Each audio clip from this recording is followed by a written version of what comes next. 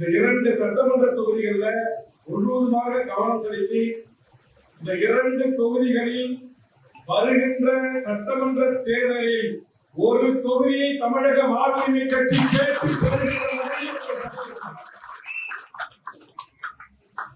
புரியுதா?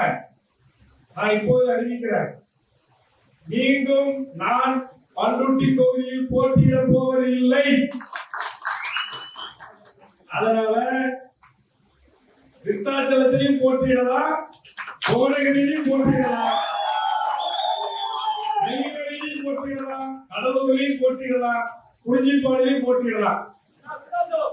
அதனால கட்சி கட்டமைப்பு வலுவாக இருந்தால்தான் இந்த 5 தொகுதியை தேர்வு செய்து ரிசர்வ் தொகுதியை தவிர ஆய்வு செய்து எங்கு நமக்கு பூத்து கமிட்டிக்கு எல்லா தொகுதியும் ஆதரவு வலுவா இருக்கிறாங்க, வாக்காளர்களை சென்று சந்தித்து வாக்குகளை பெற்றுக் கொள்வதற்கு கேப்பபிலிட்டியான பர்சன்ஸ் யார் இருக்காங்க, இதையெல்லாம் நாம் ஆய்வு செய்வோம்.